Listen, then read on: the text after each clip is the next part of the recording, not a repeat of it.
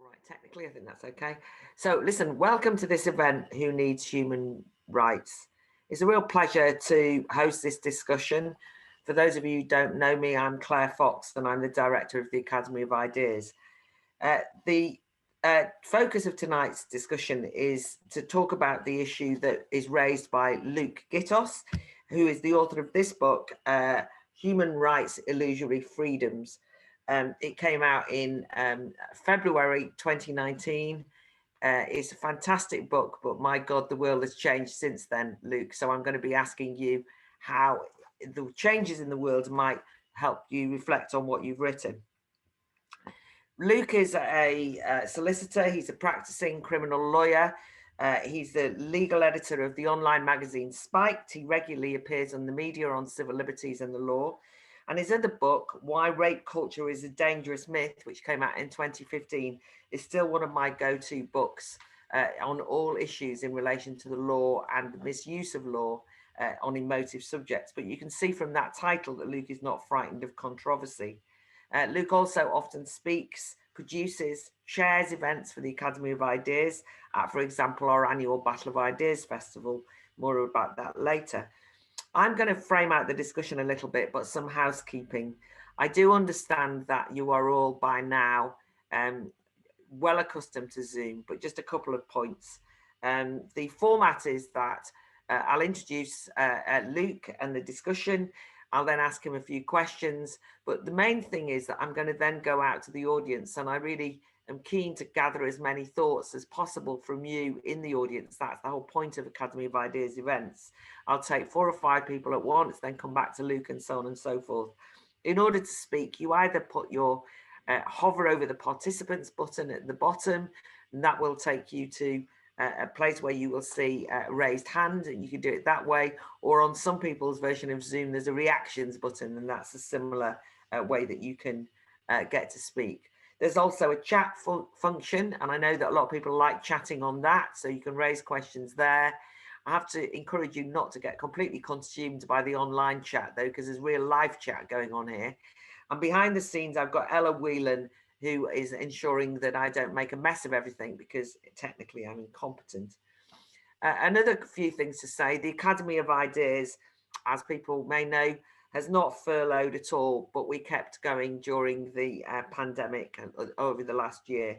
This is a free event, but you can imagine what it's like. We're a small organization. We're constantly broke. We kept going and didn't furlough people. We thought of all the times in the world that you needed to carry on having debates and public discussions, it was during a time when we were locked down, locked up effectively. So I know that you might all be broke too, but if there's any of you who've got any spare savings from lockdown, and we'd really appreciate your support, either just a one-off donation for tonight, or you should join us and become an associate of the Academy of Ideas and give us a regular amount of money. And then just finally on the housekeeping bits, dates for your diary, or we're actually going live with our first Battle of Ideas event on July the 17th at the University of Buckingham with a special day on education and freedom. So put that in your diary, come along. And then also the 9th and the 10th of October, that weekend, is when we're going to do a People's Takeover of Westminster. Big Westminster venue, 100 panel debates over one weekend, face to face. Do come along, put that date in your diary. Freedom and free speech are very much at the core of the Academy of Ideas work. And one of our lockdown initiatives has been Letters on Liberty, a series of pamphlets. These are some of them here, specially designed short pamphlets on different aspects of freedom. You can order those pamphlets or get a subscription to them. But what they're all about is realizing that you can't take freedom for granted, that you have to make the case for freedom in each generation on different topics, and whether that's freedom of conscience, whether that's freedom in the arts, whether environmentalism a challenge to our freedom, all of these different topics. The idea is we've got these pamphlets that you buy, you read, you give to your mates, you argue over in the pub when the pub's open. And those challenges of making a new case for freedom is exactly what I think Luke tries to do, and what the issue that we're going to talk about tonight. We think we know what human rights debates are all about, but do we? And having read Luke's book, I think it's a bit different than I thought. But just to say, some of you might know I was involved in Brexit, and I was quite vocal on leaving the European Union. And one of the things that got muddled up was that a lot of people who wanted to leave the European Union then said that they were keen to get away from the jurisdiction of the European Court of Human Rights in Strasbourg. And people have argued to repeal the Human Rights Act at home as though it's somehow kind of associated with the EU. And in fact, the Tories have been promising to repeal the Human Rights Act that the Labour Party brought in for some time. Yes, those very same campaigners I've noticed, the very same people who have been arguing against the European Court of Human Rights, in the last year, particularly in the last 6 months, have started saying we need to take this to the European Court of Human Rights, usually about lockdown. In fact, I've found that a lot of people who were formerly against human rights law are now regularly citing it. They're basically saying we've had all these illiberal state attacks, we need to go to the law courts. Everybody cites Section 5 of the human rights law and says that means that we're being unlawfully detained, people in care homes and so on. So there's been a real turnaround. And I remember in 2016 when the Director of Liberty said that the protection of the Human Rights Act would be the struggle of our generation. And various people I knew sort of thought this was hilarious and thought, well, you know, bring it on. And those very people who were against liberty, only last weekend, a group of them was citing liberty and saying how important it was that we strengthened up and toughened up human rights legislation. So whatever else has happened, something has changed. And I suppose I want to talk to Luke and find out whether he thinks that changes make any difference to what he wrote in his book. But also, is there anything really that offensive about the Human Rights Bill, Human Rights Act, human rights as a notion of universally being treated fairly? So, Luke, why don't you kick us off? To answer your question, Claire, the answer is yes. There is still something very wrong and offensive about human rights. But you're right also that human rights is one of the most abused political terms in our lexicon. I would argue one of the most abused and used historical terms in all of political history, given that it's been around for longer than many of the others. A quick Google search, a Google News search today with the words human rights reveals the span of human rights issues that we have today. Apparently, Spanish expats facing tax discrimination may have a claim under human rights law. A coalition of environmental groups are demanding the right to a health and safety environment is enshrined in Scottish law in advance of the UN Climate Change Conference in Glasgow. That coalition saying we're now at a tipping point when, again, our humanity is in jeopardy because of the environmental damage. And in the UK government is being taken to court now by 3 young people who claim their human rights are being breached by the government's failure to act decisively on the climate change crisis. We also see that President Joe Biden has now recommitted the United States to the UN Human Rights Council, a UN Human Rights Council that includes China and Saudi Arabia, who we'll come back to in a moment. But the Defense Secretary saying that this was part of his administration's commitment to pursuing a foreign policy centered on democracy, human rights, and equality. And for me, that really gave a signal that the Biden administration is intent on a return to the sort of liberal interventionist model of foreign policy, which, for all his faults, Trump had happily moved away from. So we see that one thing that hasn't changed from the days of the book is that human rights seem to get everywhere. They're a guiding force behind foreign policy and may well, in the short-term future or medium-term future, translate into some quite damaging interventions, I would predict, on behalf of the, it's obviously too early to say, but one of the major criticisms of human rights in the past, some of the major writers on human rights have cited its role in justifying liberal interventionism, and certainly the language coming out of the States at the moment seems to indicate that that's the turn that the Biden administration is taking. So on the one hand, human rights are everywhere, are proliferating everywhere, more talk of rights than ever before. But on the other hand, human rights are nowhere, particularly in our discussion around the pandemic and the lockdown. It's true that some of our the best critics of the lockdown have been those people calling themselves human rights lawyers. I'm thinking of people like Adam Wagner and Suki Carlo, who I think have done, latterly the director of Big Brother Watch, formerly a prolific human rights commentator and lawyer himself. but both of whom have been very vocal and diligent in tracking the lockdown and the way the lockdown laws are made. And I think that's been extremely important work. But human rights laws have been almost entirely absent around our debate on the lockdown. The one judicial review brought on human rights grounds by Simon Dolan was roundly rejected by the High Court, who found that the largest and most significant withdrawal of our civil liberties for decades was entirely in accordance with human rights law. And they went through each article by article and explained how the greatest withdrawal of civil liberty was perfectly compliant with our current human rights framework. So just to answer Claire's question, what's wrong with human rights? Well, the difference, I think what we need to emphasize is the huge difference between human rights with the way Stephen Hopgood, the academic from KCL, describes it, is the difference between human rights with a capital R and human rights with a small r. Human rights with a capital R being the institutions, laws, courts, tribunals that exist across the world that purport to defend human rights and do very specific work under those auspices. And small HR human rights being the kind of idea, the moral principles that we might want to hold about how we make law. And I think what Claire is hinting at is that we might well want to retain some moral principles about the way we make our laws. We may well, for example, believe that executing people is always wrong and will never be right. I think that's an interesting moral question. And I think that there is an argument to say that we should, as a democratic community, formulate some moral principles to guide the way that we legislate.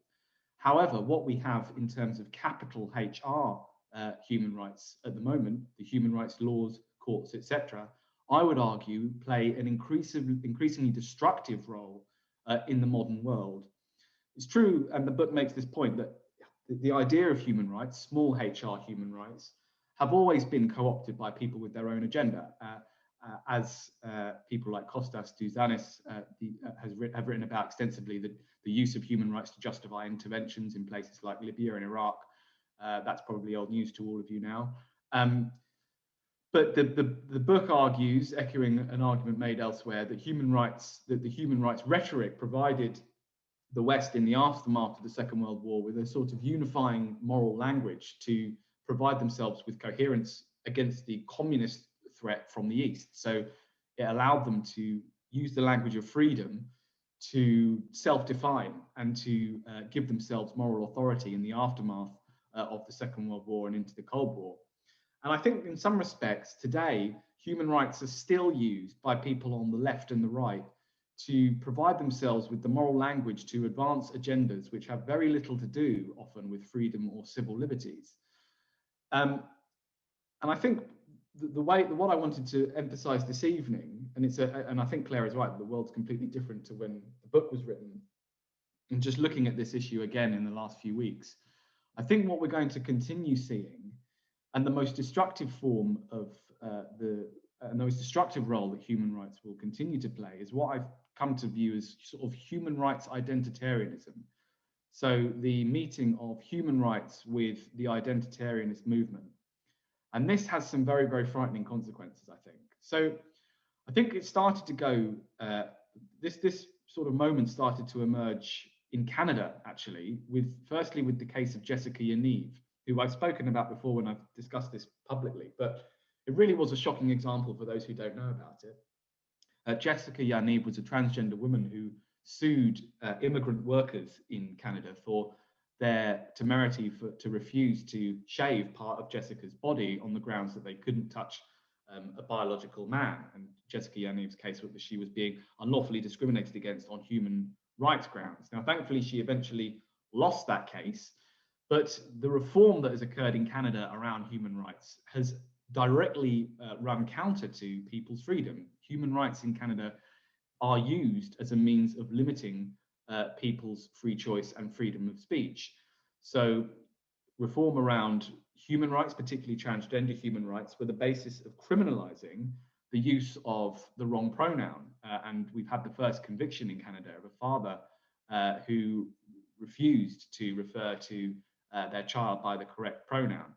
One example of how human rights are weaponized. And a number of different examples are arising out of Canada at the moment, where effectively, on a human rights justification, people's freedom are actually being limited rather than expanded.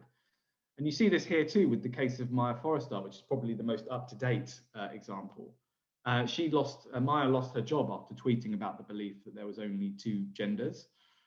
And the judge in the employment tribunal, considering her case, said that her view that there was only 2 genders was incompatible with human dignity and the fundamental rights of others.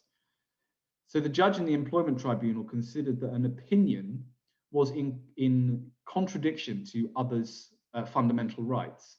A human rights argument was used to effectively crush Maya Forrester's right to self-express. Whatever you think of Forrester's point of view on whether or not there are 2 or 3 genders or more genders, whatever you view of that point, the judgment suggests that opinions can undermine, that opinions can actually be a force of undermining people's rights, and show, I think, the authoritarian potential of some human rights movements. But it's not just gender where human rights play, I think, a destructive role and actually play a role in limiting freedom.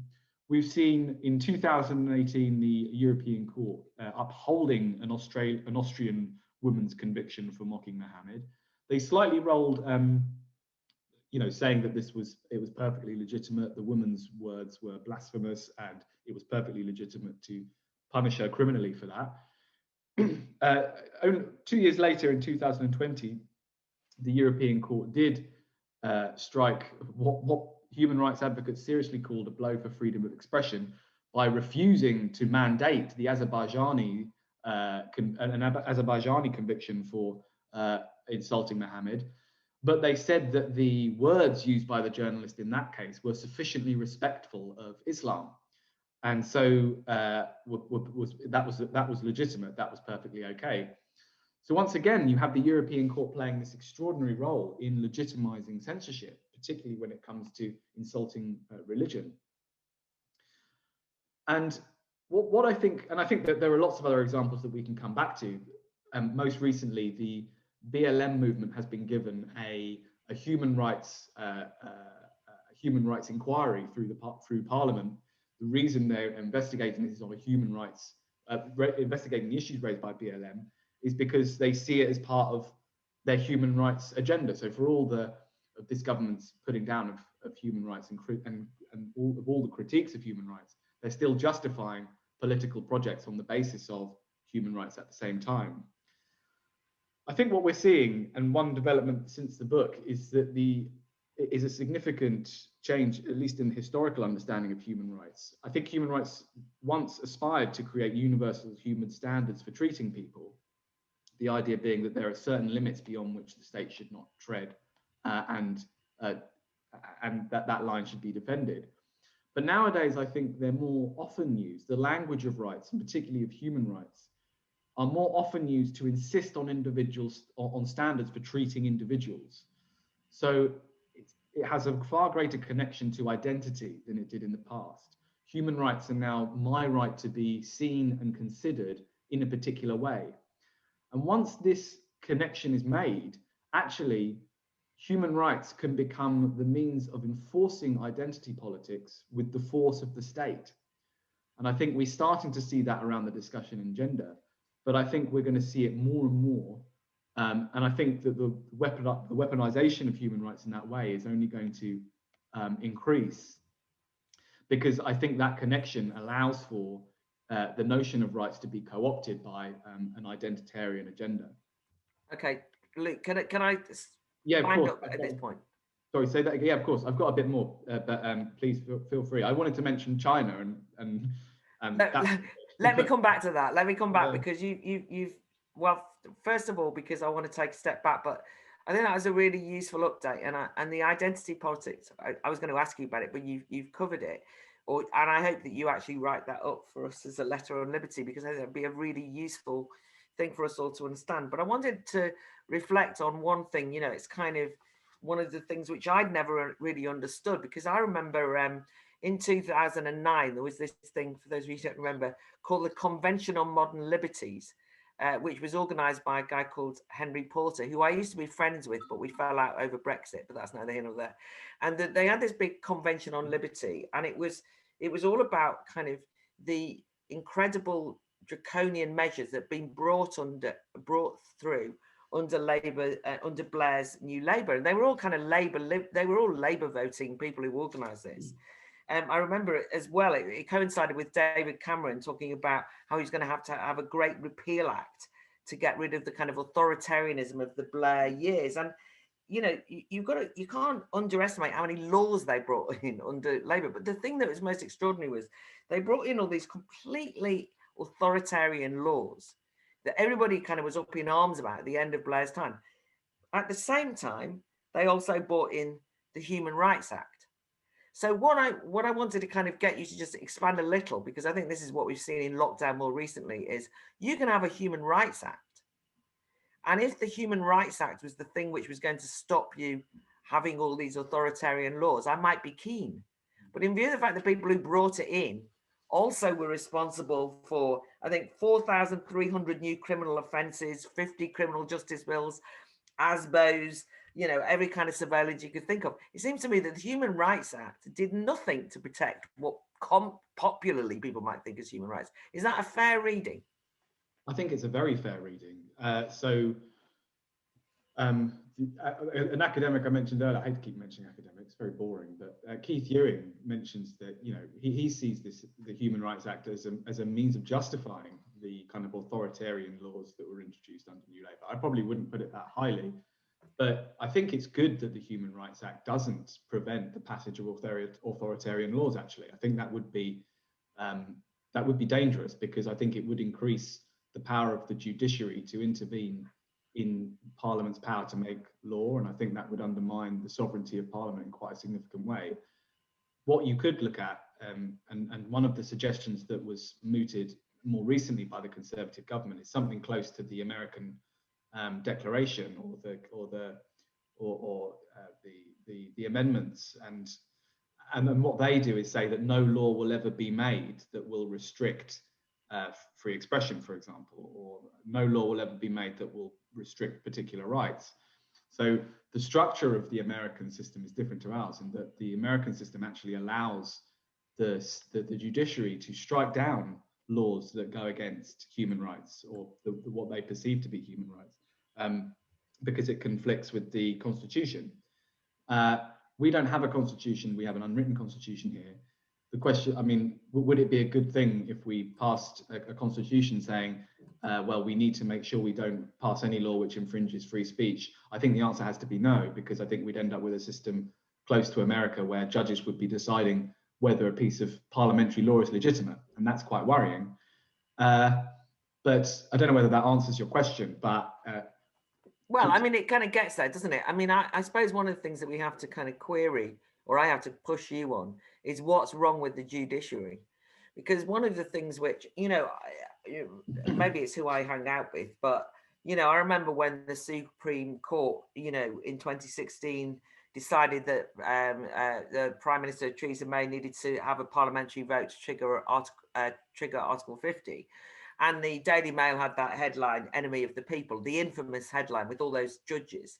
And there was kind of two things that, I mean, this caused absolute outrage, if you remember, but there was two things. They also went through all the kind of the politics of the judges. And it seemed to me to completely miss the point, because I think you can maybe do a bit of myth busting here. But the problem, it seems to me, is not that the judges are all kind of politically liberal or I don't agree with them, but the politicized nature of the judiciary is problematic. Or is that overstated? I mean, how do you kind of deal with that? Because one of the things that's great that you do in the book is look at the origins of human rights in terms of it coming out of a kind of, I mean, Churchill was one of them. Conservatives, you've mentioned it, in after the Second World War, really being worried about democracy. So it seems trying to untangle that bit is quite difficult, because most people I know don't trust politicians, but despite that Daily Mail front cover, actually somehow imagine the law courts and the judiciary are objective.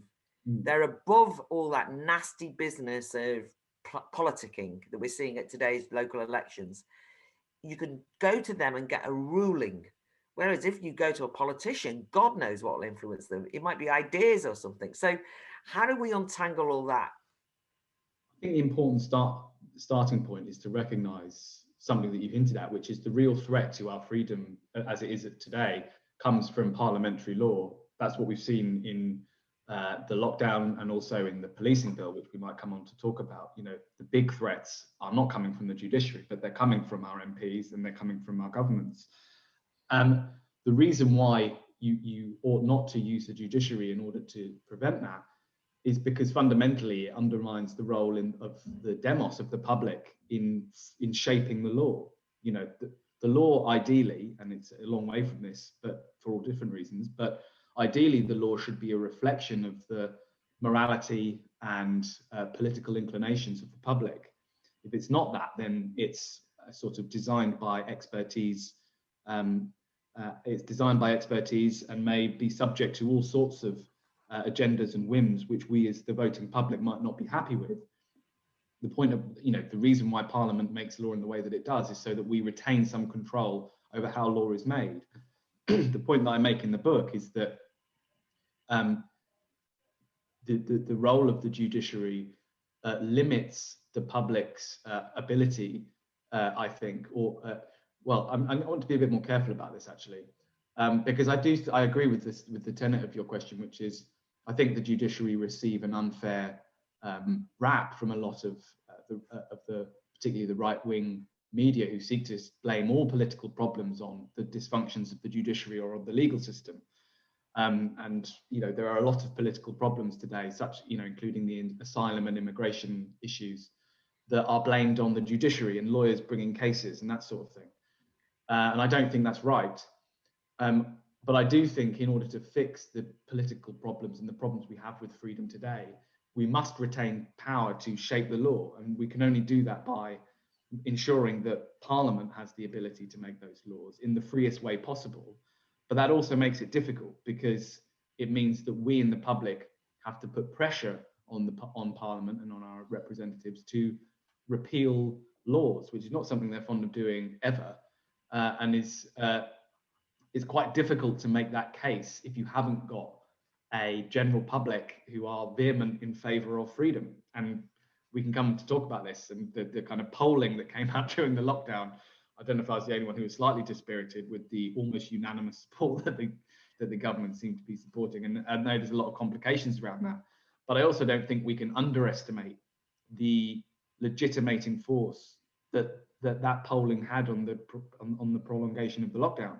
I think that it's true that the public and their wishes need to shape the influence of the law and the creation of the law. But I think at the moment we don't have a public, we don't have a democratic culture where freedom is taken particularly seriously. And that's, if the book was trying to do anything, it was trying to say that that's our real problem, rather than the Human Rights Act.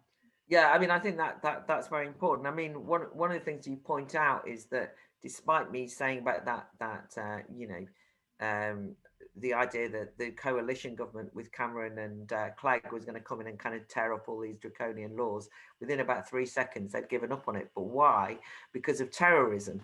And the thing that really strikes me about the lockdown is that fear and the kind of keeping people safe appears to conflict all the time with this idea of liberty, and that liberty becomes, we end up with only a rhetorical commitment to liberty once people are frightened for whatever reasons. And so that's kind of an interesting, you know, I mean, God knows that's the challenge of our time, isn't it? But what I suppose, and this can be something which people can talk about themselves, is, but one of the things that I think you're very convincing on is the idea that as political institutions have become weaker, as we've got less faith in each other in democracy and winning arguments with each other, we turn to the judiciary. I mean, it's not kind of not their fault anyway. I mean, they like it if they're lawyers. I mean, they like nothing more, but they start to be a substitute for us. And I wanted you to just And just to kind of quote Durante, who you quote from the first Hague conference, because I just think it's, that they were, this is the first human rights conference where they were united in their belief that a democracy in which tyranny of the majority held sway was little better than a dictatorship. I mean, it was an explicitly anti-democratic movement. I think people have got to understand that's where it came from. It was a lack of trust in ordinary people. But then on the other hand, how do we deal with things like free speech? So I want to concentrate a little bit on free speech.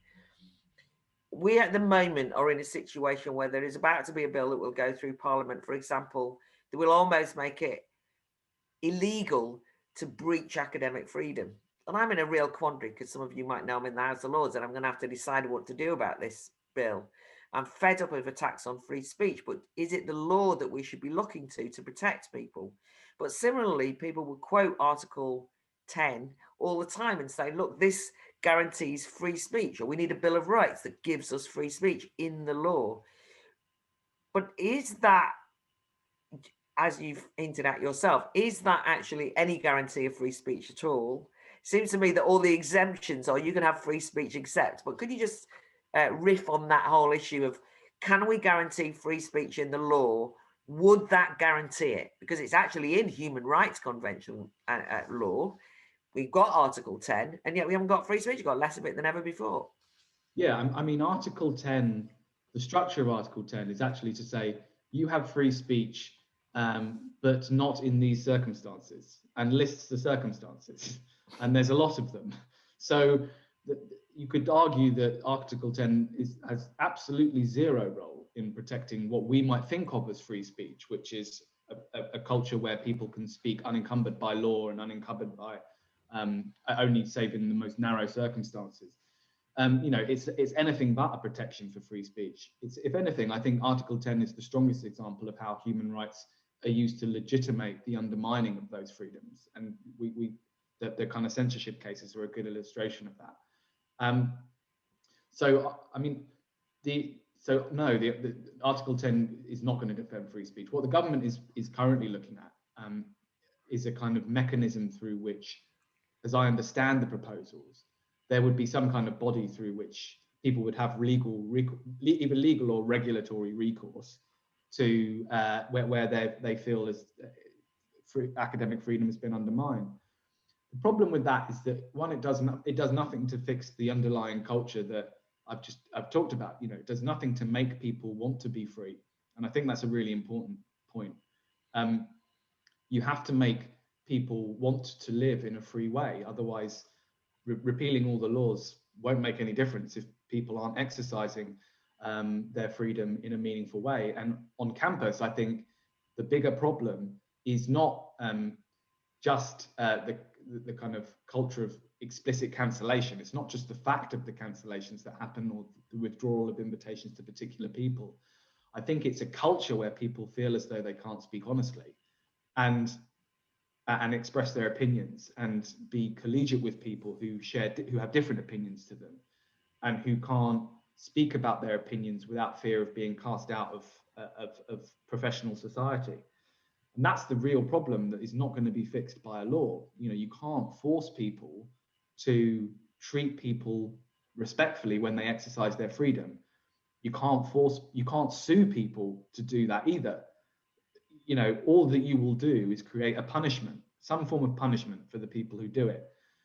And the culture remains. And if anything, I think the kind of movement towards, I was like you, Claire, quite open to, so I was glad that the government was at least putting this issue on the table. But I think the form that it's taken actually risks alienating an awful lot more people against the idea of academic freedom and free speech. And I think there is some justification. I can understand why a lot of people see this as a sort of right-wing issue. I can get that idea, and that's a real shame if it's seen in those terms. And I don't think it will do much to win the argument, because I think the more that this is argued for on a as what we might call part of the culture war, where this issue is thrown around between left and right and argued over, and the left see it as a weapon and the right see it as, a strike back against wokedom or whatever, the more that the issue gets tied up in that kind of discussion, I think the less actual freedom we're going to achieve, the less respectful we're going to be of one another, the less open we're going to be with one another. And I think the law will only compound that. It will only make that worse. I mean, I can understand the temptation, and I'm unresolved, but a little. But I again, you know, in that early days of setting up the human rights body in that first conference, where they talk about protecting democracy from itself, that really resonated with me, because I can see that there's a growing anti-democratic mood at the moment that just doesn't trust people, and so you have to have laws and regulations and rules, and that's where it seems to me human rights fit in, which is people don't believe that you can win the arguments with other people. And this could be, I mean, you know, we've all heard it, you know, people are a bit skeptical about some of the more draconian lockdown measures, and I don't really want to kind of get into whether that's good or bad, but no, whether we like it or not, COVID legislation has been utterly illiberal. I mean, incredibly, and anyone who's queried it has been called a COVID denier. But on the and you know, treated incredibly badly and demonized. But on the other hand, people who are a bit lockdown skeptical will say that anyone who goes along with this, even if they were going along with it for social solidarity, they're called sheeple, stupid people wearing these masks. Why isn't everyone rebelling? You know, and then they are the ones who are often saying we need laws, we need rules, we want to sue you under Human Rights Act for our freedom. And you think, I think this slightly misses the freedom point there, because there's an anti-democratic aspect to both sides, it seems to me, of this argument, and it's very uncomfortable, and it avoids the hard. I mean, it's hard work winning the arguments for freedom and free speech. So I can see the temptation, but I just don't think it works. That's the point that you've emphasised. Okay, because I cut you off before. Let's just think about the international things, and you were going to talk about China, so maybe you would talk about that. But one of the issues, one of the ways that we often hear human rights in popular discussion is, and I hear it all the time in the House of Lords, is they say this country is in breach of human rights rules, or you know, people are always breaking human rights rules. You know, Syria, Turkey. That's a kind of way that you show your moral superiority, and it's used as a way of attacking people. Obviously, when you hear some of the grotesque things that are going on in places like Turkey, you know, you do want to say, well, what's wrong with saying that? But do you want to kind of just look at the way it's used internationally, because it is an interesting and slightly different point, I think.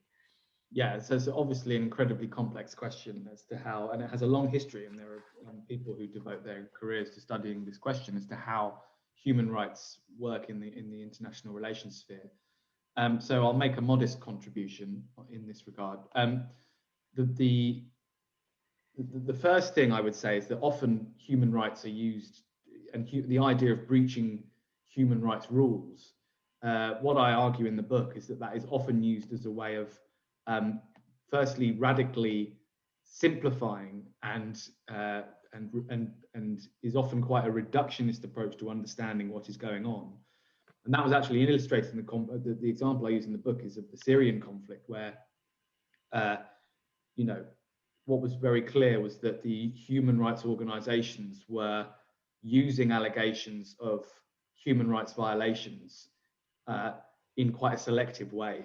So would often highlight the human rights violations by a particular side of the conflict, where it was pretty clear that what was going on was absolutely appalling on all sides. And I think you see that actually time and time again, particularly the other example I would cite is the intervention in Kosovo, which is sort of some people think is the kind of birth of the humanitarian intervention moment, where, you know, apparent human rights violations by the Serbian army was used as a justification for military action. As I say, there's books on this, and I can't go into too much detail. But the reality is that human rights are often used as a way of presenting a conflict in a particular way, which itself has its own agenda and itself has its own real political purpose, which is completely divorced from concerns regarding human rights. And I think you see that in other international examples as well. Quite often in the context of Russia, you know, I use the example of some the book includes some examples of very, very clumsy interventions by the European Convention of Human Rights against Russia, intervening in ways which are actually quite extraordinary, being very explicit in their criticism of the way that the Russians have handled a particular case in a way that the European Court would never do in the context of countries in Western Europe. And it's very, very clear that Russia is often held to different standards than the rest of Europe. So to sort of try and drill this down, I think the first way that human rights tend to be packaged and used on the international stage is to justify interventionism and to justify sort of transnational government as well. And I think it also plays a role in shaping our understanding of particular conflicts, which can often be destructive rather than constructive.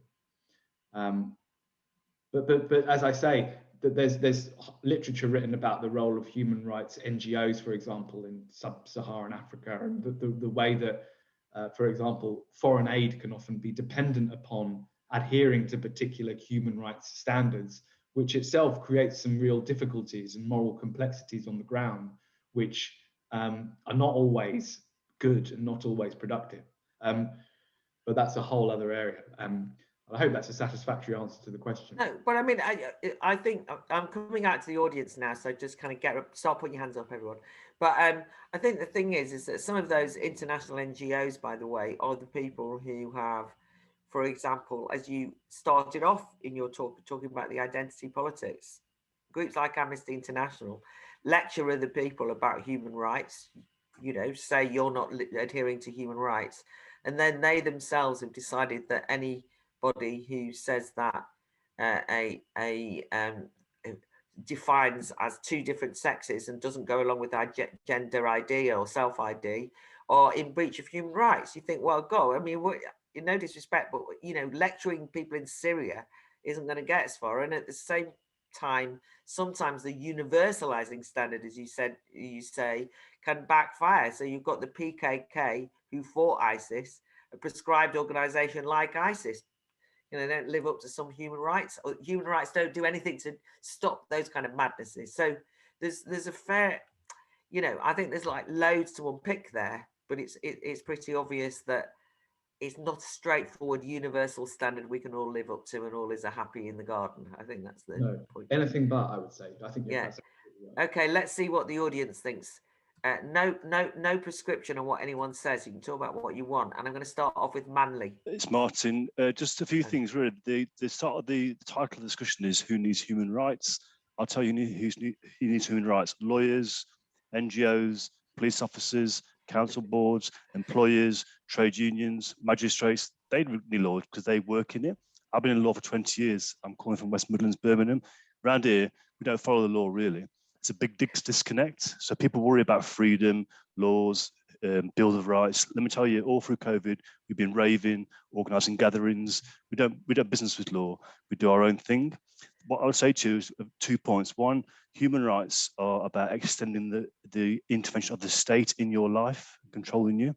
Real rights, you don't come from a court. They don't come from law or the House of Lords or these bills. They come from people doing things. And when they're stopped from doing things, then they protest. That's 1 point. Every right that I am aware of currently people are campaigning for is regressive. Rights for whales, the environment, or fish, these things, they're special pleading for protection and always an extension of the state intervening. I do a number of jobs in law. One is advising a major retailer. Every day I hear about consumer rights, breach of data rights. These aren't real things like freedom of speech or freedom of association. These are special pleading from interest groups who have the money to go to court. If I have a dispute with my neighbour, I'll resolve that myself between us. If it's not resolved, it goes to law. It doesn't get resolved, but who has the most resources gets the agreement. So all I'm saying is there's a big disconnect between a discussion about rights and the Bill of Rights and these formal things and the real world and how life is and how you resolve things collectively through community. The second point to make to Luke is you mentioned certain human rights might be really important, like having no capital punishment. as an example of maybe a possible human right which could be applied or enshrined, I have no problem with hanging or these things if the majority of people are involved in that discussion. So really, Luke makes a right point. Freedoms for people to be involved in the discussion and taken seriously are really important. And most of the rights you hear about come from the EU or from these people who are so far disconnected from the real world. In the real world, day to day, most people carry on and they avoid these legal situations. When they get in them, they might discover their rights, prisoner rights, disabled rights, all these things are a way to negotiate because you call on someone else to recognise your situation. But that's not a real resolution of a real situation. Great start there, Martin. Certainly provocative. I think very important to note that point, though, about a human rights industry, which is more or less what you described, that involves a huge range of people, not just lawyers, is becoming a major thing. But it's also interesting that you said what we need to do is to get out and protest, because I noticed that even the Kill the Bill people are saying it's our human right to protest. And you do think that's not quite the way to win this one, by the way. But anyway, that's going to be an interesting one coming up. So I've got Sadia next. Hi. Thank you so much for hosting this event. It's been really, really interesting, really fascinating.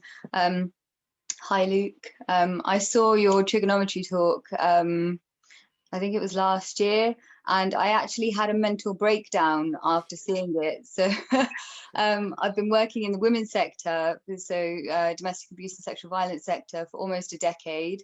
And I'd been kind of quoting some of the stats that you had sort of broken down. And I literally couldn't get out of bed for a couple of weeks after watching your talk, and just, yeah, as I say, had a bit of a mental breakdown, actually.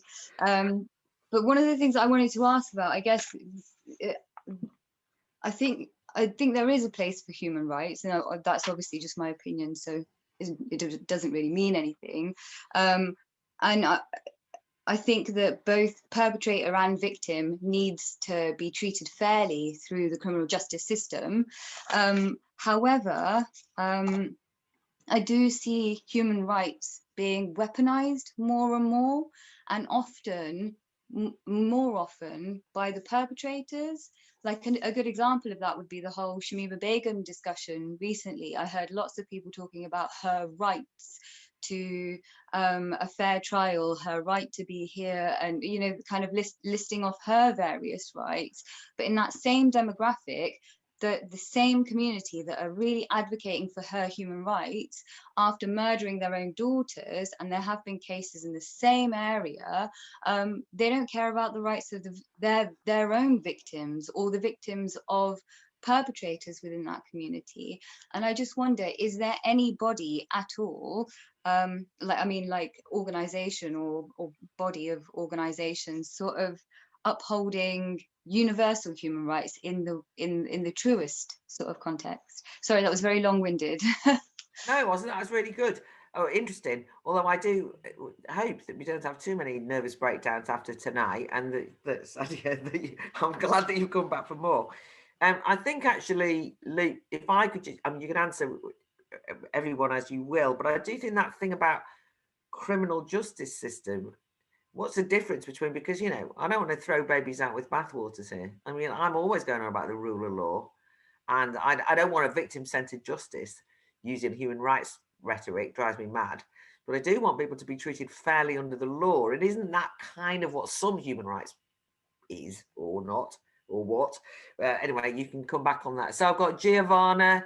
So I'm going to take Giovanna, Matthew, and James Panton. Then I'll come back to you, Luke, and then we'll come out for another round. Yes, look, thank you very much. So I have, apologies, but I have not read your book. I do understand the arguments about how the problem with human rights in foreign policy and the responsibility to protect. But I really don't get the key arguments that you're making, because, I mean, this entire conversation, I thought, was about a critique of the Human Rights Act. But the examples that you've given are very specific, and they are mainly to do with identity politics. So I don't really understand your argument about what is your criticism. I mean, also Claire kind of suggested that once the Human Rights Act was introduced, then there was an authoritarian measure were introduced, and there was more criminal offences or criminal court.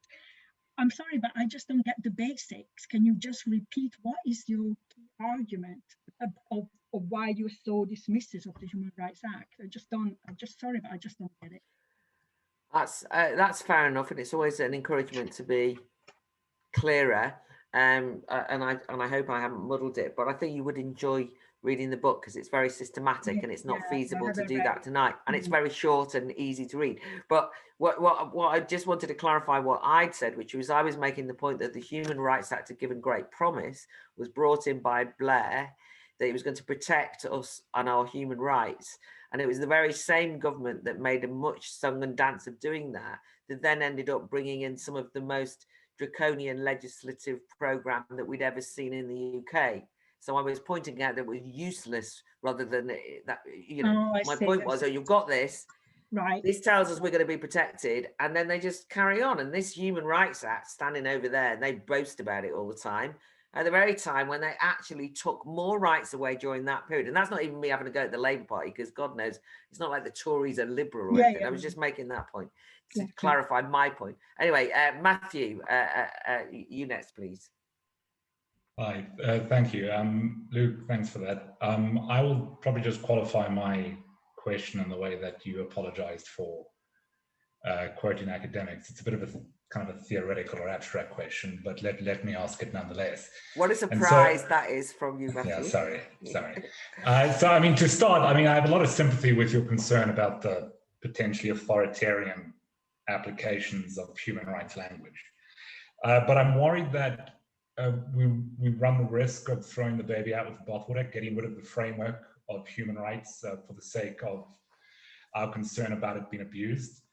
And I think maybe the best way I can put the point is, or the best way I can think of putting the point is by touching on your concern about the relation between parliamentary sovereignty and then the power of judicial review.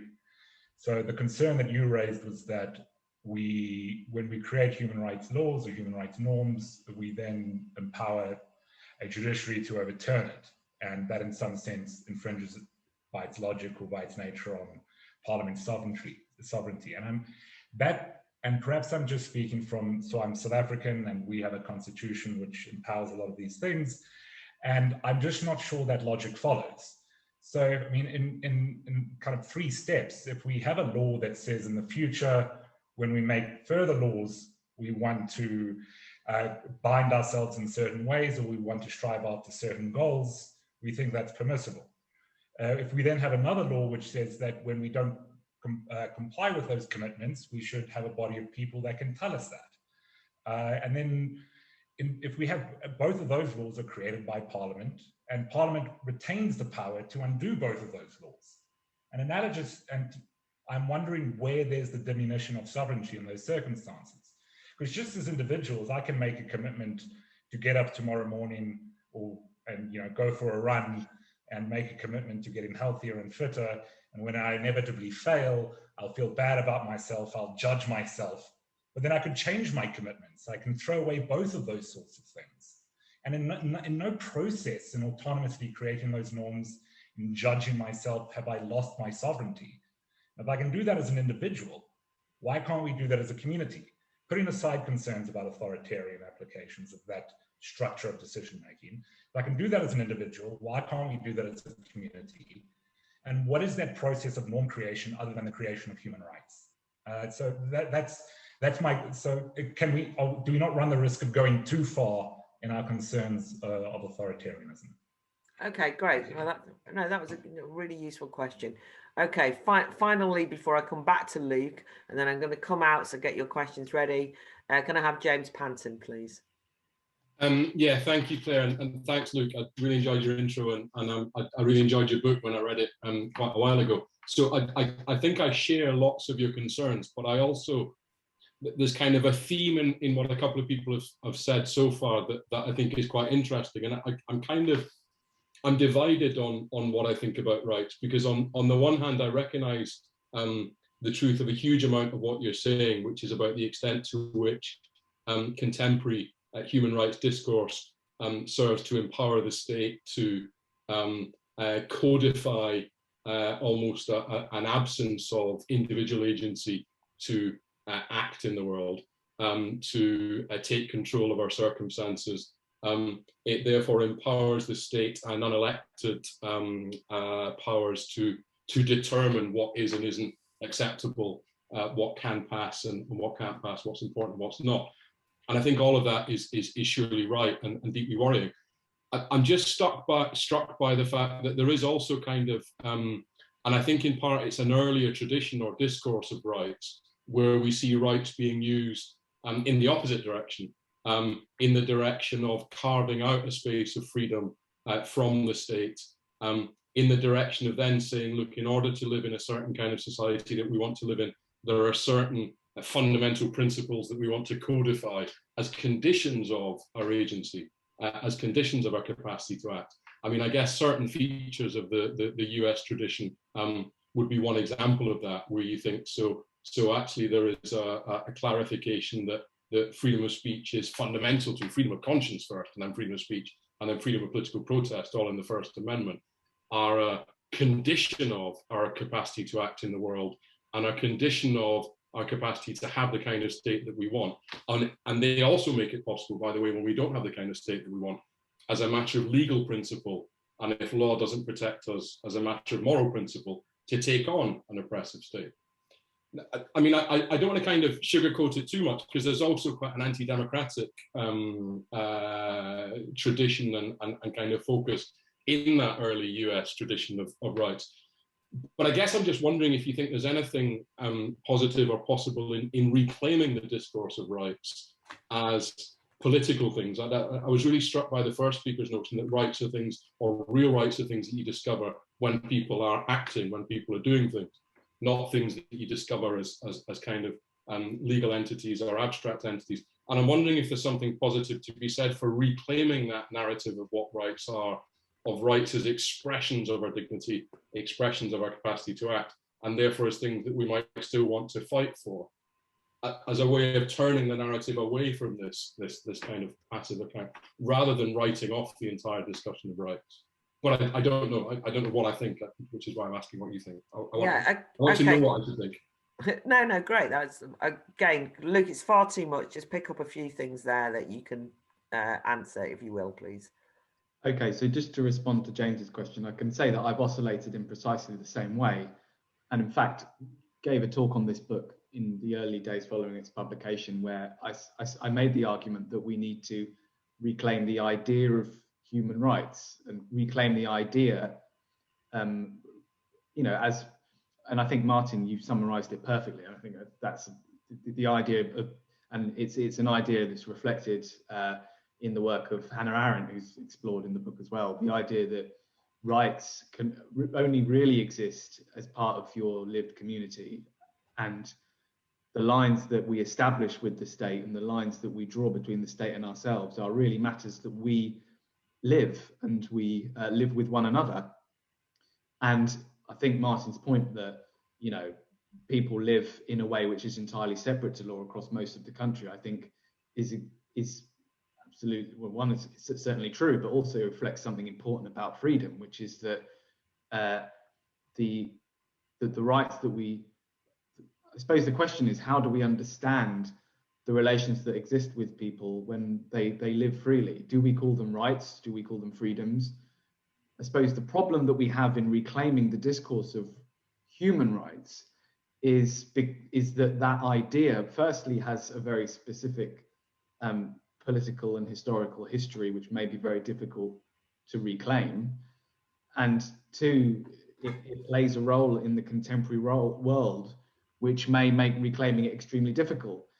And so what the book argues, and I suppose what the book argues, is that it at least poses the question as to how we might, if not reclaim the discourse of rights, because I think that the discourse of rights, when you look at the sort of intellectual history, I don't need to tell people in this room that, but you know, that the arguments around rights do exist in their context. So Thomas Paine is writing about the rights of man in, you know, in a particular engagement, and you know, the conflict that arises with Edmund Burke and the nature of the nature of rights as they argue about them. Obviously, the rights that we're talking about today have to be conceived of in a new way.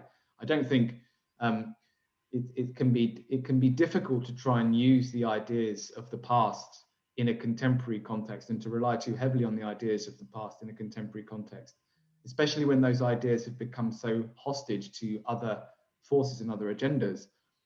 But I'm open to the possibility that we at least attempt to, what I think I argue in the book is that we need to refocus our attention on the real problem, which is that, and Martin's probably correcting me on this, but that we have a problem with the culture of freedom in this country, which will not be fixed by the language or ideas of the past, and that we need a new approach to this question, which doesn't necessarily rely on either the language of human rights or the rhetoric that support human rights in the contemporary context. That's a very wordy answer. I hope it gets somewhere, but I share your concern, James, about throwing babies out with bathwaters.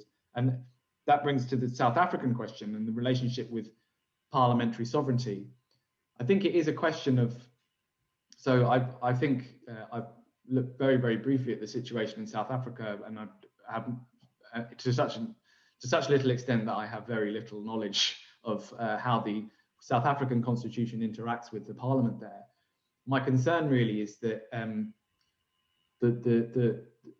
a constitution pertains or purports to set down a set of legal principles which are unchanging and cannot be therefore subject to democratic intervention. And I think the point that Martin raises is an interesting one in that context. You know, to what extent are things permissible because the demos decides that they are right? I think that's an interesting question. And my concern about a constitution would be precisely on questions of freedom, that we would shut that possibility of intervention down. And if you're going to shut the possibility of intervention down, you need to be sure why you're doing it. And I'm not at the moment convinced that on matters of, for example, free speech, it's appropriate to take that question out of the hands of the demos in such a way that the constitution, that a written constitution might threaten to do. I'm willing to be, you know, as the specific technical question on parliamentary sovereignty is a complex one. But I think my fundamental concern is about the ability of the demos to intervene on fundamental political questions. And I think in both South Africa and the United States, we've seen how the judiciary can play I would argue, a negative role in preventing the law properly reflecting the democratic will. On criminal, shall I talk about criminal justice and Shamima Begum? Well, can I just, maybe I can kind of just put that criminal justice thing back at you a minute, because what I wanted to say was, you know, as I hear you talking about that, I immediately think, you know, it's always handy in America when you can kind of go the First Amendment. You know, we haven't kind of, I feel like we haven't got anything written down. So you grab your kind of Article 10, even though it's got loads of exemptions, it doesn't work. You know, you kind of want someone somewhere to say this is a good thing, free speech, because it right? Now, going to the criminal law, the reason I'm saying that is because there are times when you think, you talk about the rule, one talks about the rule of law, and I wish it would stop being politicized and interfered with by parliamentary intervention. I mean, it drives me mad that the right to silence can just be taken away like that. It drives me mad that some of the kind of rule of law things that I want a bit fixed, innocent till proven guilty, are being chipped away at by legislators, not necessarily by lawyers, but by legislators.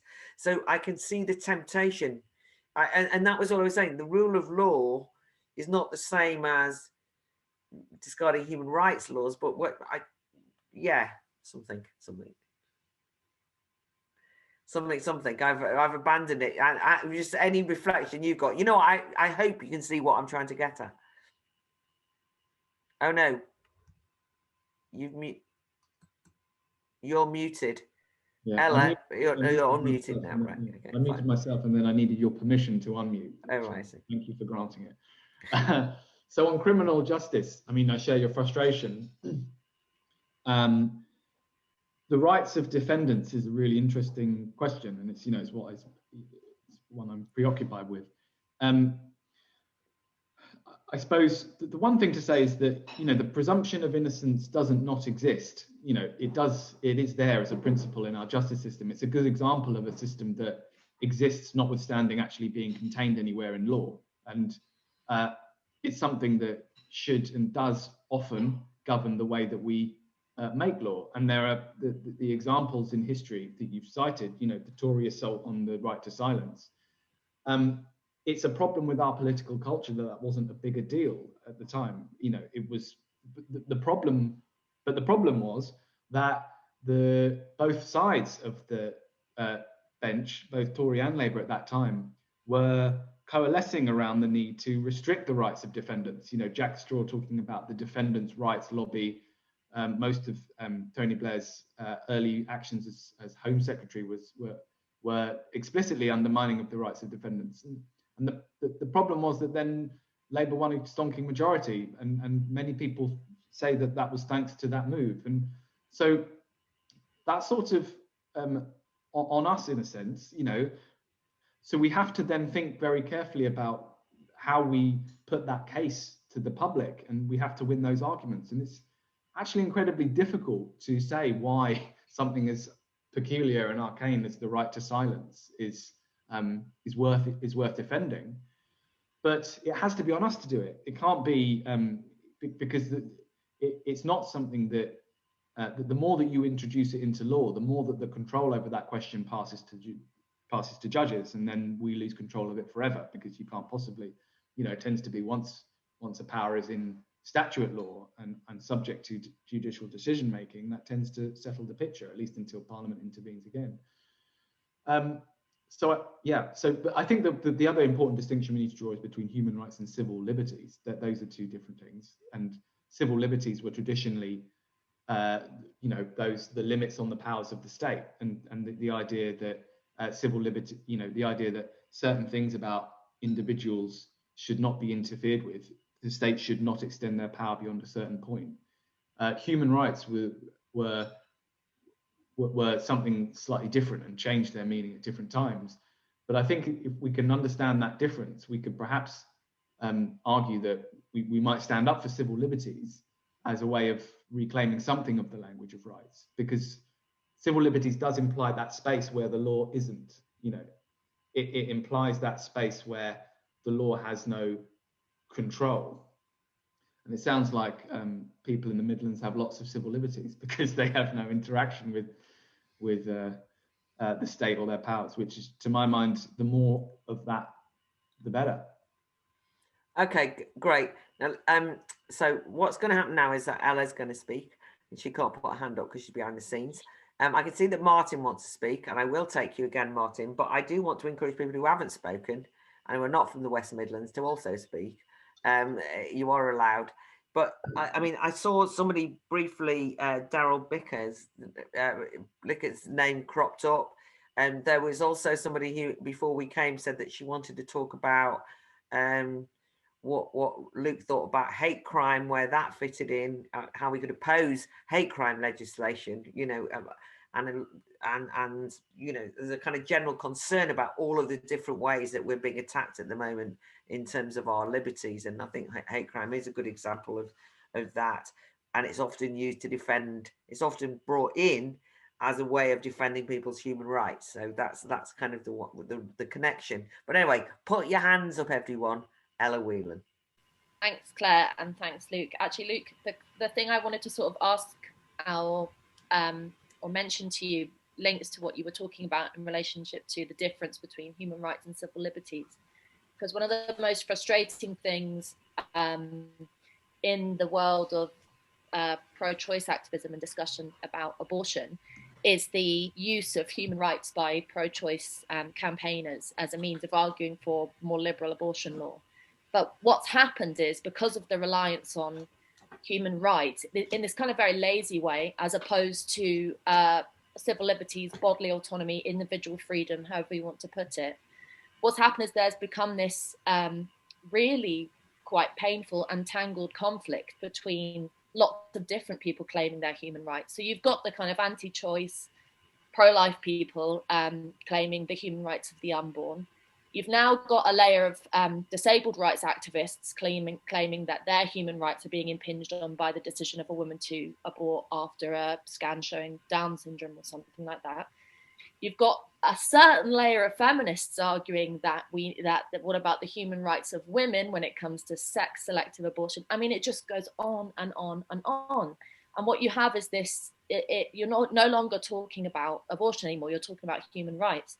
And the reason why it's so difficult is because really what you're saying when you are arguing for a woman's liberty to make a decision about her body is that you're not saying, you're not talking about rights, you're saying that there's a political decision being made to say that that we have greater interest in the freedom of one person over another, because there, as I mean, Anne Frady's book on abortion is really great on this, in outlining that there is a conflict of interest between what we consider to be a human in the unborn and the human being of the living woman, a citizen in society. And so you're making a political decision on the basis of what freedom is most important. The most important one is the woman. And so rights just kind of complicate it. But I don't really know what my question to you is, but it's that, you know, I feel like there's a kind of really, it links to your identity politics point, that there's this kind of really lazy reliance on rights, often by sort of young activists who just kind of will use any kind of language to get by, which is,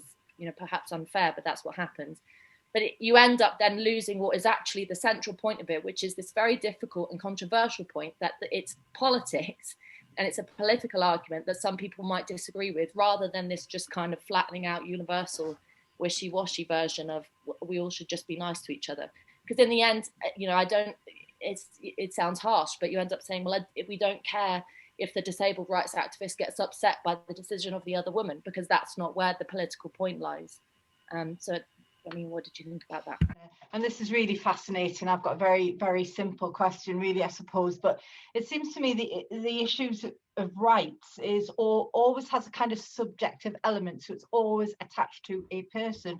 Whereas if you have a universal principle, it's much more of a kind of objective thing rather than a kind of subjective thing.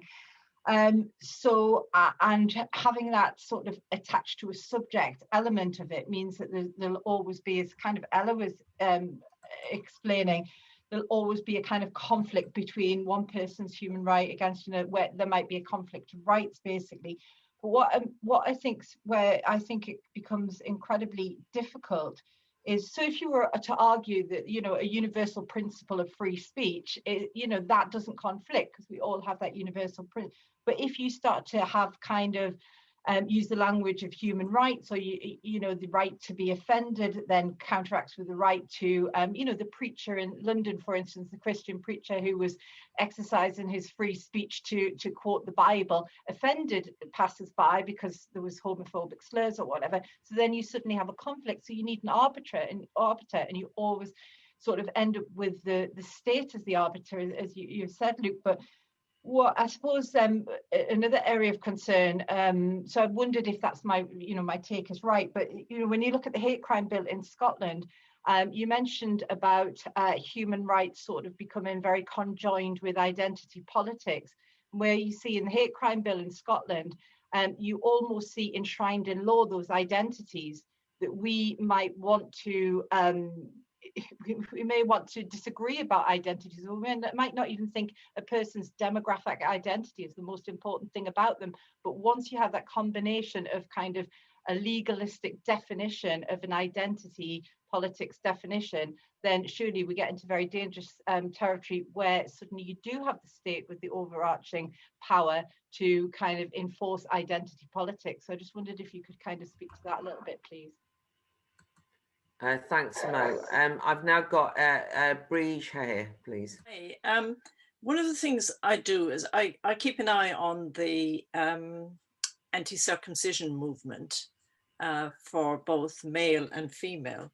And the argument that comes up regularly is that one of the best ways to address the anti-FGM movement and what they call male genital mutilation as well, is to say that this none should happen until and when a child can give consent, and that it's undermining of their human rights if it's done without their consent.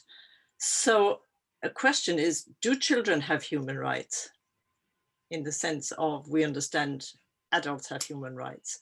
Because to me, patently, children can't give consent until they become of the age when they understand things.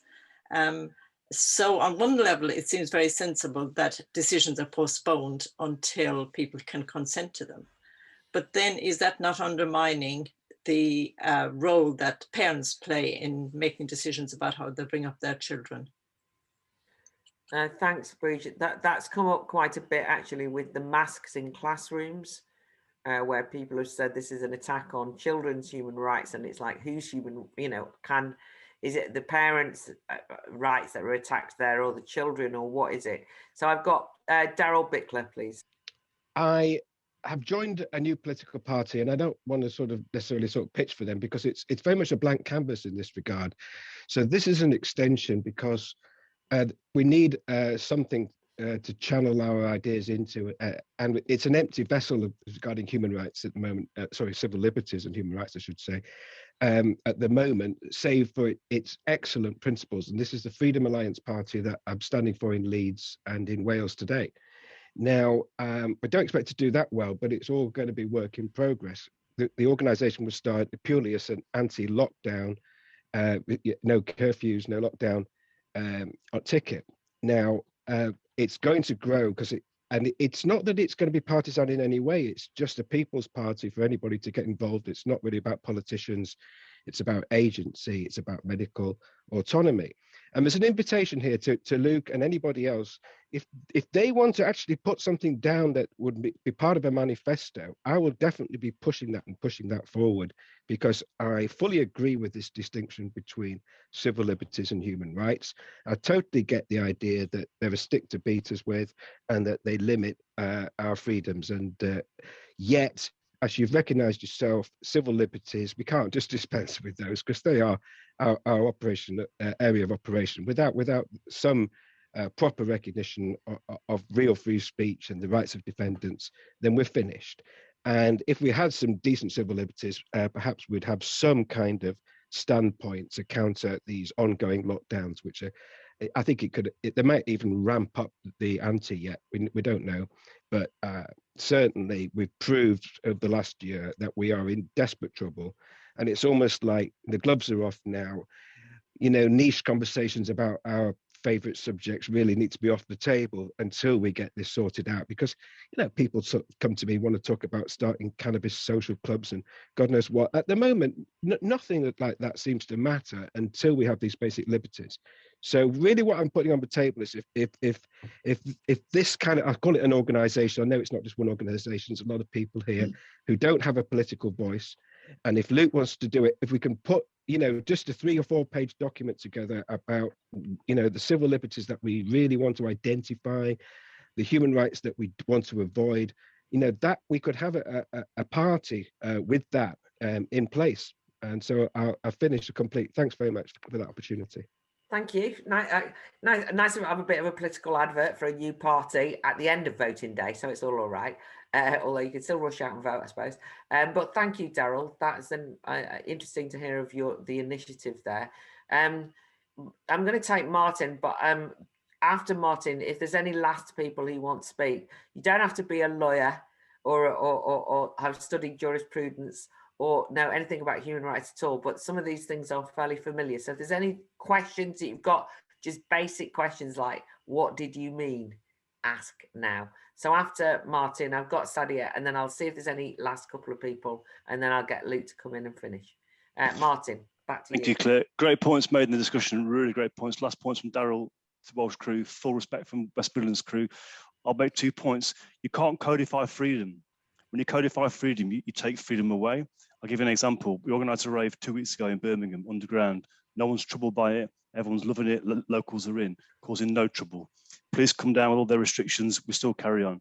So the point I'm making is that you can't codify a freedom. Law always comes after the effects. I've worked in criminal law for 25 years. I don't see much justice or these certain things. The point is that people bring freedom. Laws and books don't bring freedom, and these little codes. Either you live freedom or you live by a certain code or you demand a code. In my whole experience, I raise sons, I have grandsons, I raise them in a tradition of freedom. If you want to do something, do it. Speak what you want to speak, associate what you want to associate, and deal with the restrictions upon that, because the truth is you can't codify it. One last point, Claire, you're in the House of Lords, and respect to you for being there. But again, any law they discuss is contingent, always contingent on public disorder, on offending people, on being Islamic phobic, on being anti, all these restrictions. You're from an Irish background, the same as me. The restrictions, you have to challenge them, and you have to understand that ordinary people don't really have much concern with law until they stop and searching you or restricting you, and that's when you entangle it. So there's a big disconnect here between a kind of a legal discussion, a professional discussion, and what's happening in the real world. Ordinary people go about our lives, and we have a sense of community, of responsibility, of being respectful to each other. We resolve issues, and this whole kind of seeking to write things down and codify things. Law always comes after the event. The last thing I'll leave you with: when I was in the 80s young, my dad brought me to a pub in Liverpool and watched something called the paddy wagon rolling, where the local police who were on training round up all the Irish coming out the pub, and that was called police training. And he said to me, son, the law always comes afterwards. The fighting goes first, they sort things out first, the police charge you with disorder, we charge them with, or we accuse they beat us up, and we sort out in the morning. And that's a real lesson that stuck with me in all my legal career, and I have a PhD in jurisprudence, because real life comes first and laws come second. And you can't motivate ordinary people from a law book, and you don't get justice from a stone. Thanks, Martin. I'm going to come back and argue against you in a minute, but I'll take Sadia and Alex first, and then me, then Luke. Sadia. Thank you. I just kind of, off the back of, I think, is it Manly's point? I think there's this kind of really romantic notion that, the community can just be left to itself and it's all going to be free and lovely and wonderful. And I also know communities that can be really, really oppressive. So there is a space for the state to kind of intervene. The reason I'm alive and I survived living in the community that I grew up in is because of the British legal system. It allowed me to survive. It allowed me to kind of get through life. Had I been raised in Pakistan, I would definitely be dead. There's no doubt about it. So there's this complex terrain to kind of navigate, because communities, although yes, they have this loveliness to offer of belonging and safety and security, they can also become really oppressive as well.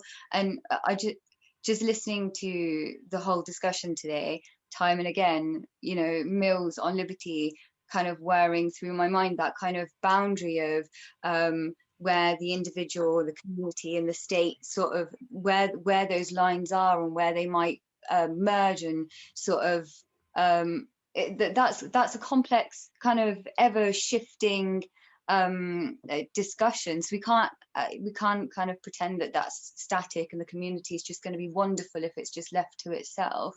I don't think that's realistic. Fair. Alex, please. Hi. Yeah, thanks for the talk. It's been really, really interesting. Loads and loads of interesting points. I'm very glad to hear that Martin is raving. That really lifted my heart. I suppose I feel like there's a sort of a dichotomy between the idea of having codified rights and almost perceived natural rights, and particularly again agree with Daryl, how can you talk about anything but the restrictions that we've been under and continue to be under, because they are so excessive and extensive in my view. And thinking about, for instance, large groups of people that I know continue and have completely disregarded the laws are religious groups. And I think part of the reason they felt able to do that was because there was a clear natural right that they were aware of, that worshipping God and communing with their faith groups was an obvious natural right and trumped anything that the government could produce. And in essence, that is sort of a written law. It just happens to come in the form of a holy book. But equally, what Martin seems to be saying was that essentially your right comes from how you act, and nothing needs to be written down. You don't need a constitution or a holy book or anything. I'm just curious from Luke's perspective, assuming that you think there is some value in civil liberty, which I imagine from what you've said you do, how best society should actually act out those civil liberties and those rights. Thanks very much, Alex. I'm going to just come back on a few things. I think, Alex, you raised some really interesting things. I mean, actually, all the questions have been really interesting. I hope people will appreciate that. One of the nice things about tonight is I'm more confused than I was at the start, but I think that in a good way, because it's actually given a lot to think about. But a couple of things that I wanted to say. I mean, one of the things that strikes me, just kind of slightly coming back on what Martin said, but just sort of generally, is that, you know, people can't just behave as they want, because at the moment they'll be locked up, fined, criminalized. There's a whole range of kind of ways that you can't just do that. But I think Sadia also made a good point, which is you also do want some respect for the law. Now, so you've got two things. I can say there's a load of laws I don't respect, but it's not that I want everybody to say, well, I don't care whether you call it your property or not, I'm taking it anyway. Or I don't care whether you say it's against the law to slap you across the face, I'm going to slap you anyway. So, you know, those are things that ordinary people say, Martin. It's not just like, no, ordinary people don't just kind of go raving and kind of have there's tensions here, and they're not quite sure where they stand in relation to it. And I think that I actually don't think that that we can codify what freedom is in the way that you've really explained very well, Martin, and Luke, and lots of people who've spoken. But I also think that it's important that we can thrash out ideas, and to a certain extent that's codification, because that's coming up with the philosophy and the ideas behind freedom. And I asked the question earlier on, which nobody responded to, which is the shocking bit for me, is that, or the lesson that I've learned, both in relation to anti-terrorism legislation, but also in relation to what's happened in terms of the pandemic, is that you can come along and you can take a much taken for granted thing like freedom or free speech or civil liberties, and if you then tell people that their safety is at risk, then you can get away with getting rid of a lot of those things. I remember David Blunkett saying, you know, laughing at me in a debate that I did with him many years ago when he was the Home Secretary, and he said, "Oh, you know, Claire, you and your civil liberties, it's a luxury for those people who don't fear crime, don't fear, you know, being blown up and all the rest of it, that you can wander around with that kind of, you know," it was kind of like me, you know, civil liberties was like a luxury. And you've seen it. People say now, they say you can go about free speech, but people are dying of COVID. You can go on about freedom to move, but, you know, I don't want people without masks breathing all over my elderly, you know, you know, that kind of argument. So that would mean that our attachment to freedom is only shallow. And that's one of the reasons why I think these things are important. Just finally on the House of Lords, I mean, I've learned quite a lot about the House of Lords from reading Luke's book. So you can tell that I don't know much about it, having only been there 6 months. But I can assure you that freedom is not safe in their hands, and the law lords are scarier than anyone. But it's also made me realize that people think that politics is legislation, and that has been a great eye-opener, because at that level I've realized that I've got a terrible responsibility, that I have to vote for things which I feel I've got no entitlement to, and I want people to understand the law better. That's one of the things I actually want to open up, what this legislation is like and how they decide it, because they use the words human rights all the time to justify the most incredible liberalism and draconianism. And if my contribution will be quite simply to tell people what's going on. That's it. Fairly modest, but that's the least I can do while I'm there. Okay, so there's loads more to talk about. That's why we have things like the Battle of Ideas. You can all come along. Luke, can we hear from you? Your final thoughts, please. Just responding very briefly to some of those points. Someone near the start of those questions mentioned the idea of offensiveness and vulnerability. And you certainly see that in the new police bill, which we haven't talked much about, which has now been kicked off until later in the year. But it's quite clear that at the center of that is the idea that people need protection from demonstrations. You know, the idea is that people are capable of being very seriously disturbed or harassed or upset by the presence of a protest, and thereby the police are given justification to intervene against it. So at the heart of this new police bill is a notion of vulnerability and offence taking, which has been at the heart of antisocial behaviour law for a very long time, and formed.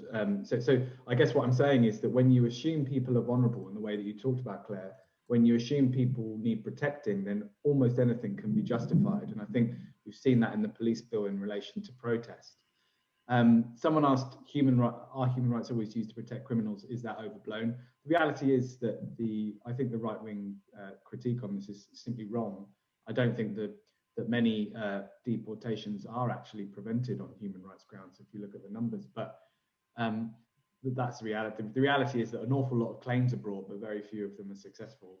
But that shows that the human rights industry that Martin talked about a little bit is very much alive and well, and it's very easy to bring a human rights claim, and it does lead to at least some hold-ups and delay. So that's the reality of the system, I suppose. On the issues surrounding identities and protected characteristics, I think the left had a bit of a shock recently when an English nationalist successfully argued that his English nationalism was a protected characteristic, and was successful in his claim to have compensation for being sacked, when he successfully argued that it was a complicated case, but in essence, almost anything there is a fixed set of protected characteristics which people can now rely upon to go to law if they find that they've been excluded or discriminated against. And that list is growing all the time, and you might well lose control of that list, and then suddenly you have people on the list who you might think are less deserving, and that's a part and parcel of the rights discourse. And I think just to finish on Ella's point about abortion, because I think it goes to the real heart of why it's so important to consider the impact that rights discussions are having in contemporary terms. I think what we're seeing is different interest groups, different identity groups asserting themselves through the law in a way that can be very destructive for wider society. We're seeing that very clearly in the context of gender. You've given an example, Ella, how it's affecting the discussion around abortion. But I really think this is just going to get worse. And I think more of our social problems, because they will be conceived of solely in terms of people's individuality, their identity, and their identity claims, more and more social problems will become orientated around respecting people's claims on identity. And I think that creates real social problems and arguably more social conflict as well. Thank you so much, Luke. That is a really interesting, just fascinating discussion. And I think it's just a taster for the book. And I really would urge people to buy the book. I have read it twice, and I think there's just loads of fantastic, useful arguments in here that you can dwell on. So even though I was saying the world has changed, actually the arguments around this book are perfect for the world that we've moved into. And actually I find it a great read. So do get a copy. Also, just don't forget to get your letters on liberty. I've got Taking Conscience Seriously, Freedom is no illusion. There's all sorts of discussions here, but do order those and so on. Join the Academy of Ideas, get the newsletter. Our next event, just to show you that we have a varied program, is Does Classical Music Still Matter?, which is on Wednesday, the 12th of May at 7 p.m. by the Academy of Ideas Arts and Society Forum. I'd really urge you to come along to that. And of course, do buy your tickets now for July the 17th, Battle of Ideas at Buckingham University. So thanks a lot. Can we unmute everyone, Ella, so that everyone can clap? Luke, you're muted.